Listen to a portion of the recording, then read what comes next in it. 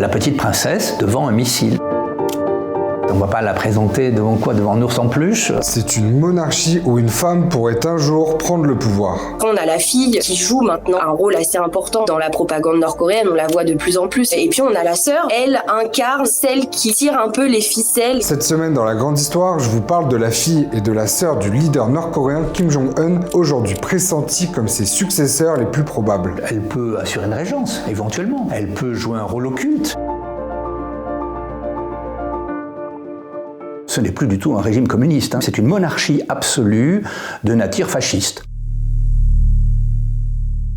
1948. Au lendemain de la Seconde Guerre mondiale, la Corée du Nord est fondée sous le nom de République populaire démocratique de Corée. Alors que le monde bascule dans la guerre froide, la péninsule coréenne est divisée en deux zones d'influence, le Nord soutenu par l'Union soviétique et le Sud par les États-Unis. Kim Il-sung, figure de la résistance contre l'occupant japonais, est choisi par les soviétiques pour diriger la nouvelle nation nord-coréenne. En 1949, la Corée du Nord devient une démocratie populaire. Appelé dirigeant suprême, Kim Il-sung met en place un régime totalitaire. Parti unique, répression de toute forme d'opposition par la terreur et culte de la personnalité. C'est essentiellement un régime fasciste, c'est-à-dire qui fonctionne avec des camps de concentration et un régime totalement autoritaire, arbitraire et qui considère que les Coréens sont d'une race à part. Le guide suprême règne sans partage. Le régime réprime toute opposition par des purges, des condamnations aux travaux forcés et des exécutions publiques. Pour consolider son pouvoir, il crée un système de caste inspiré du confucianisme, le Songben. La population est divisée en différents groupes en fonction du degré supposé de sympathie envers le régime. Dans les années 70, lorsque le régime se rend compte qu'en fait il est en train d'échouer, puisque c'est en 1974 que son PIB soudainement devient inférieur à celui du Sud, que le Sud progresse et que le Nord régresse, à ce moment-là, Kim Il-sung, le fondateur initial, fait le choix de la monarchie, c'est-à-dire de son fils, Kim Jong-il, pour lui succéder. La monarchie tire sa légitimité d'un mythe fondateur, le mont Paektu. Une montagne sacrée située au nord-est du pays, non loin de la frontière chinoise, serait le berceau du peuple coréen. Le mont Paektu, c'est la montagne mythique où, en 2333 avant Jésus-Christ, est né le premier Coréen. Kim Il-sung s'est approprié ce mythe pour renforcer le culte de sa personnalité. Selon les récits de propagande du régime, son fils Kim Jong-il serait né sur les pentes de cette montagne. Visiblement, il serait plutôt né en Russie, donc pas tout à fait correct, mais bon, ça sert à la propagande. La dynastie elle-même a pris comme nom métaphorique celle du mont Paektu en fait. Et on parle pour tous les membres de la famille de sang du Paektu qui coule dans leurs veines. La dynastie, c'est le mont Paektu, c'est donc l'origine même de la Corée. La dynastie est divine au sens de la mythologie coréenne. Ça reste un haut lieu très respecté et les Nord-Coréens sont amenés à aller faire un pèlerinage pour justement avoir les enseignements de la révolution et de la lutte anti-japonaise.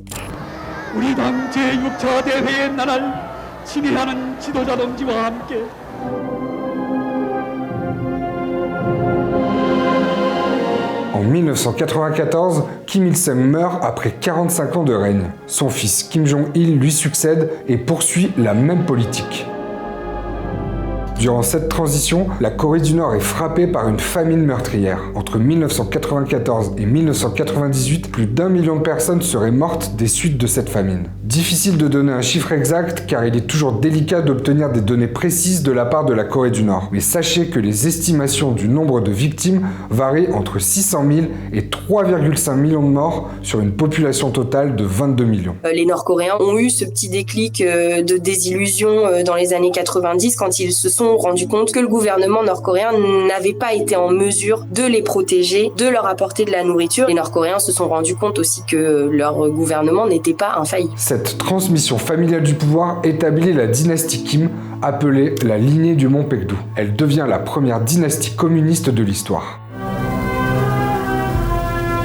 En 2011, Kim Jong-il meurt. 위대한 용도자 김정일 동지께서 주체 100 2011년 12월 17일 C'est son fils cadet, Kim Jong-un, qui lui succède. La dynastie Kim est à présent installée sur 3 générations. Maintenant, la succession monarchique est totalement entrée dans les mœurs, en fait, et il n'y a guère de doute que si le régime tient, c'est un successeur de Kim Jong-un qui prendra sa suite. Comme on vient de le voir, le pouvoir se transmet en famille de génération en génération et entre hommes. Et pourtant, ces dernières années, une femme est apparue sur le devant de la scène. Une femme qui pourrait peut-être un jour prétendre au pouvoir suprême.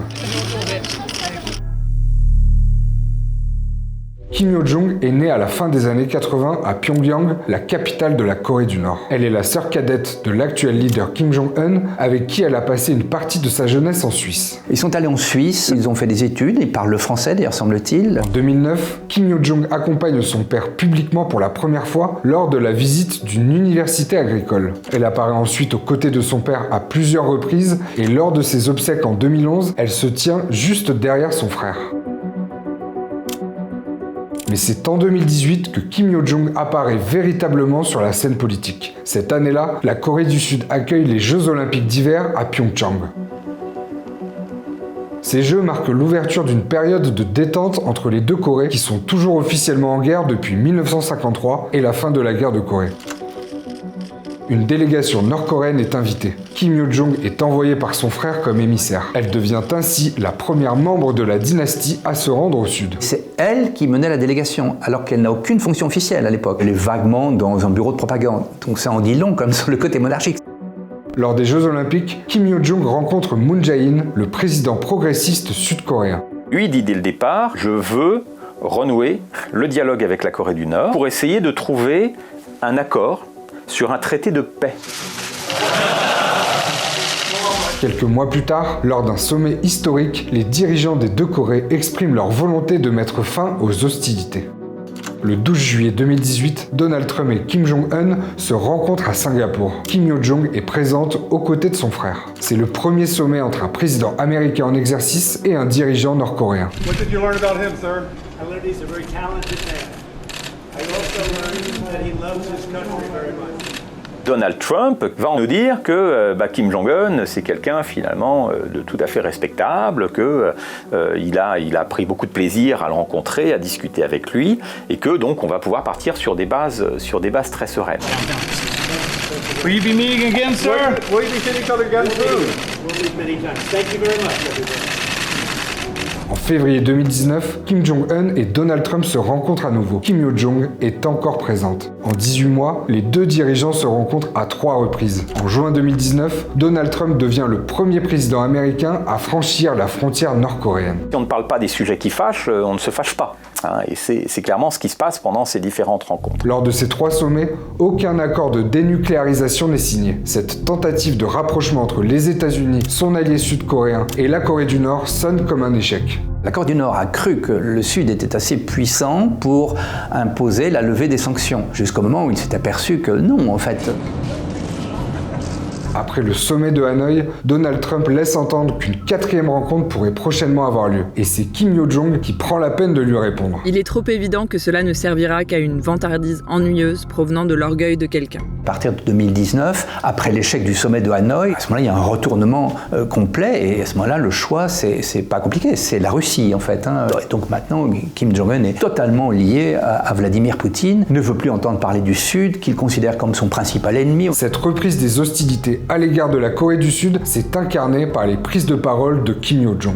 En juin 2020, la sœur du guide suprême annonce l'explosion prochaine d'un bureau de liaison avec le Sud, édifice symbolique construit 2 ans plus tôt, pendant le rapprochement entre les deux Corées. En août 2022, alors que son frère souffre d'une forte fièvre, Kim Yo-jong accuse la Corée du Sud d'être à l'origine de la diffusion de l'épidémie de Covid en Corée du Nord. 우리 공화국에 비루스가 유입될 수 있는 위험한 짓거리를 계속 행하는 경우 우리는 비루스는 물론 남조선 당국 것들도 박멸해버리는 것으로 대답할 것입니다. Il y a good cop, bad cop, celle qui annonce les mauvaises nouvelles. Prenez la présentatrice, la fameuse Lee Chun-hee, qui annonce avec des trémolos délirants le grand leader officiel. 미국의 극악무도한 대조선 적대시 정책이 근절되지 않는 한 우리의 핵 개발 중단이나 핵 포기는 하늘이 무너져도. Sa sœur, c'est un peu cette idée-là aussi. C'est celle qui annonce la colère, qui insulte le président Trump, qui dit des horreurs et qui laisse donc à son frère la plus grande sagesse en seconde ligne. Pour résumer, Kim Yo-jong, qui symbolisait une forme de modernité lors de la tentative de rapprochement entre les deux Corées, est devenu, depuis la reprise des hostilités, une des incarnations de la dureté du régime. En fait, Kim Yo-jong, elle va de pair avec la femme de Kim Jong-un, donc Lee Sol-joo. Il y en a une, la femme de Kim Jong-un, qui incarne un peu une nouvelle image de la femme moderne, très bien habillée. Et il y a eu pas mal d'articles d'ailleurs dans les journaux sur la façon dont elle s'habillait, avec des sacs de luxe ou des marques de luxe. Elle incarne la mère, le nouvel idéal féminin. Puis de l'autre côté, on a Kim Yo-jong qui incarne celle qui tire un peu les ficelles. Cette dualité entre la sœur et la femme de Kim Jong-un reflète précisément l'ambivalence des rôles assignés aux femmes au sein de la société nord-coréenne. La Corée du Nord étant un État officiellement socialiste, les femmes sont considérées comme une force de travail, c'est-à-dire qu'elles sont encouragées à aller travailler et c'est une condition absolument nécessaire pour les femmes de travailler si elles veulent s'émanciper.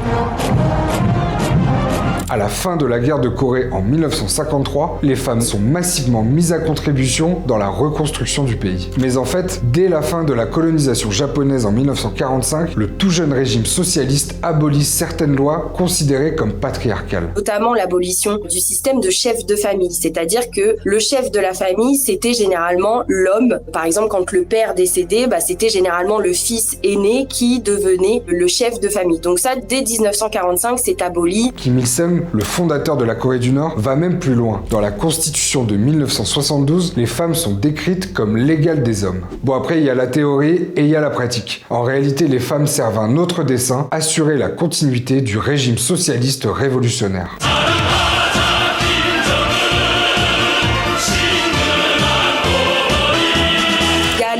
Que la femme, la maison, la famille, tout ça, ça représente la nation, la révolution nord-coréenne. Il y a une idée, un sens beaucoup plus large de la famille et du foyer. Elles sont à la fois des travailleuses et ça se retrouve dans l'espace quotidien, dans les images de propagande, mais elles sont aussi des mères. Preuve de l'importance du rôle de mère au sein de la société nord-coréenne, lors de la conférence nationale des mères en 2023, Kim Jong-un a fondu en larmes, implorant les femmes nord-coréennes de faire plus d'enfants. En disant que c'est une catastrophe, les femmes ne font plus d'enfants, le taux de natalité est en baisse, et c'est vrai. D'ailleurs, ce n'est pas la première fois que le leader nord-coréen pleure en public, ça lui arrive même assez souvent.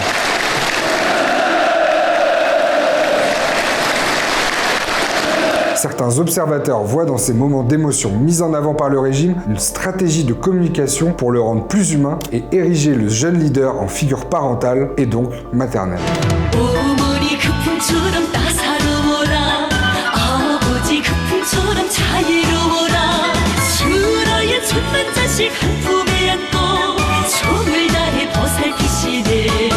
Je définis moi la Corée du Nord comme une monarchie absolue de nature fasciste et de morale confucéenne. Donc dans cette optique-là, la femme n'a qu'un rôle. Elle est épouse et mère.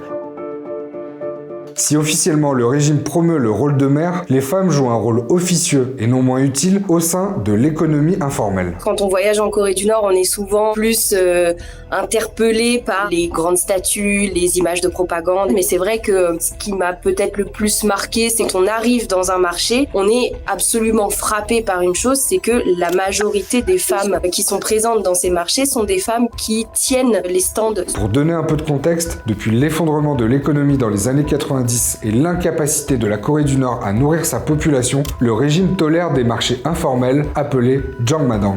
Aujourd'hui, la majorité des Nord-Coréens dépendent de ces marchés pour leur survie. On a l'existence d'une double économie en Corée du Nord, l'officielle et la semi-officielle, avec un gouvernement qui dépend aujourd'hui des marchés. On admet difficilement que ce sont en fait majoritairement des femmes qui ont amené à ce changement-là. Par exemple, si on prend un foyer moyen aujourd'hui en Corée du Nord, celle qui ramène de quoi manger sur la table, c'est une femme. Et c'est peut-être aussi pour ça que le gouvernement met en avant des femmes, parce que les entrepreneurs sont des entrepreneuses aujourd'hui en Corée du Nord et qu'il y a ce truc un peu vicieux, c'est qu'il y a une interdépendance entre le régime nord-coréen qui n'arrive pas à joindre les deux bouts et qui profite des marchés semi-officiels nord-coréens et ces femmes-là qui essayent de s'émanciper du rôle de femme, de mère, d'épouse, mais qui d'un autre côté permettent au régime nord-coréen de survivre. Après avoir exploré le rôle des femmes dans la société nord-coréenne, penchons-nous sur la place des femmes au sein des cercles de pouvoir. Quelles sont les femmes symboliques? Ce sont les femmes de la dynastie, l'épouse de Kim Il-sung, donc la mère de Kim Jong-il, dont on célèbre encore l'anniversaire. Les épouses de Kim Jong-il, la mère de Kim Jong-un, morte pourtant il y a maintenant 20 ans, sont présentées comme des mères suprêmes, des héroïnes absolues, parce que ce sont des femmes et des mères. C'est vrai qu'on a ce rôle en fait en Corée du Nord des mères révolutionnaires, notamment de la femme de Kim Il-sung, Kim Jong-suk, qui est une grande figure de la révolution nord-coréenne, qui est très utilisée dans la propagande. Au-delà de la fonction symbolique, peu de femmes de la dynastie ont occupé des postes clés au sein du régime. Parmi elles, on peut citer Kim Kyung-hui, sœur de Kim Jong-il, qui fut nommée au poste de général. Après l'épouvantable famine qui a succédé à la mort de Kim Il-sung, entre 1994 et 1997, il a fallu ouvrir le régime et donc injecter une forme de capitalisme, de libre entreprise. Et là, la sœur de Kim Jong-il, Kim Kyung-hee, a été utile, notamment parce que son époux, Chang Sang-taek, était très partisan de cette ligne, il était très allié avec le pouvoir chinois. Lorsqu'il accède au pouvoir en 2011, Kim Jong-un a à peine 30 ans et doit s'affirmer face à son oncle et sa tante qui assurent une forme de régence. Chang Sang-taek a pris trop d'importance. Il était très en faveur d'une politique d'ouverture économique. Il a accumulé pas mal d'argent. Il a utilisé ses connexions personnelles à l'étranger et Kim Jong-un en a pris ombrage. Fin 2013, Kim Jong-un fait arrêter son oncle en pleine réunion. L'exécution de Chang Sang-taek a été mise en scène comme une véritable pièce de théâtre. Condamné pour trahison au terme d'un procès sommaire, John Sang-taek est exécuté quelques jours plus tard à la mitrailleuse. Elle espérait être régente, et elle l'a été pendant quelques temps. Entre l'enterrement et l'exécution de son mari, c'est passé 1 an et demi où elle a eu un rôle très important. À la suite de l'exécution de son mari, Kim Kyung-hui est écarté du pouvoir. Dans ces règlements de compte tragiques, les femmes peuvent aussi payer de leur vie. C'est le cas de Park Mi-young, proche de John Sang-taek. Actrice révélée en 2006 dans le journal d'une jeune nord-coréenne, Park Mi-young est condamnée aux travaux forcés à vie après l'exécution de John Sang-taek. Pour ne pas finir sa vie dans les camps, la comédienne mettra fin à ses jours. C'est un peu ça quand même les femmes en Corée du Nord, c'est-à-dire que tant qu'elles sont du bon côté du manche tout va bien, mais dès que c'est plus le cas, on les élimine. Nous sommes le 18 novembre 2022, Kim Joo-hee, la fille de Kim Jong-un, fait sa première apparition publique aux côtés de son père lors du lancement d'un missile balistique intercontinental. La petite princesse devant un missile. On ne va pas la présenter devant quoi? Devant un ours en peluche. L'arme atomique, c'est l'arme du régime. Le leader détient l'atome, il peut pousser sur le bouton et donc il est légitime. Son existence avait été révélée en 2013 par l'ancien basketteur Dennis Rodman, proche de Kim Jong-un. J'ai tenu dans les bras leur petite fille Joo-hee. C'est un bon père et il a une très belle famille. Happy birthday to you. On a la fille qui joue maintenant un rôle assez important dans la propagande nord-coréenne, on la voit de plus en plus. Elle est là pour renforcer l'image de son père comme celui d'un père, à la fois un père, son père à elle, mais également celui de la nation qui protège les générations futures. Depuis 2022, la jeune fille a été aperçue à plusieurs reprises lors d'événements officiels, tenant souvent la main de son père. Une exposition croissante qui suscite de nombreuses interrogations sur sa place en tant que possible héritière. C'est très jeune, 12 ans. Enfin, on sait même pas d'ailleurs véritablement quel âge elle a, mais pour une jeune fille, ça me paraît difficile et dangereux de dire oui c'est la prochaine, alors que d'ici là il peut se passer pas mal de choses effectivement. On ne sait pas et on ne sait véritablement pas pourquoi est-ce qu'elle est mise en avant. Est-ce que c'est véritablement pour dire c'est la prochaine, c'est celle qui va me succéder, ou si c'est un peu plus simplement un moyen d'affirmer que Kim Jong-un est un père et qu'il se soucie des générations futures. Peut-être que ce n'est que ça. Une question se pose. Est-ce que Kim Jong-un a un fils pour lui succéder? D'après les services secrets sud-coréens, ce qu'on peut lire évidemment dans la presse, il a un fils, mais le fils aurait un problème. Alors on ne sait pas de quelle nature.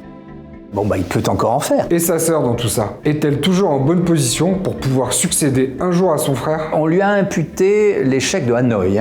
Semble-t-il, effectivement, elle s'est un peu retrouvée sur la touche. À l'heure actuelle, elle se trouve quand même au politburo et elle a des fonctions dans le ministère de ce qu'on pourrait appeler le ministère de la propagande. Je pense qu'elle a un rôle important en la matière. Mais elle se trouve peut-être maintenant en difficulté avec l'autre branche de la famille, donc l'épouse du grand leader. Et on prête donc de très mauvaises relations entre l'épouse puis la sœur, parce qu'il y a deux légitimités opposées en fait.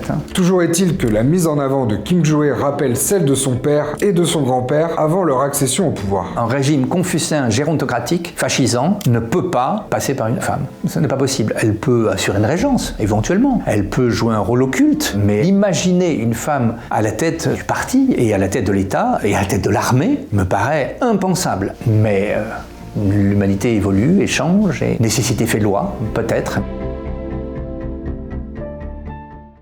Merci d'être resté jusqu'à la fin, j'espère que cette vidéo vous a intéressé. Si c'est le cas, je vous mets le lien des 2 autres vidéos consacrées à la Corée du Nord, l'affaire Otto Warmbier et l'assassinat de Kim Jong-nam, le demi-frère de Kim Jong-un. Avant de vous laisser, je voudrais remercier toutes les personnes qui m'ont aidé à réaliser cette vidéo, les intervenants et les équipes de Brut, en particulier Luce au montage et Sophie à la documentation, et je vous dis à très vite pour une nouvelle grande histoire.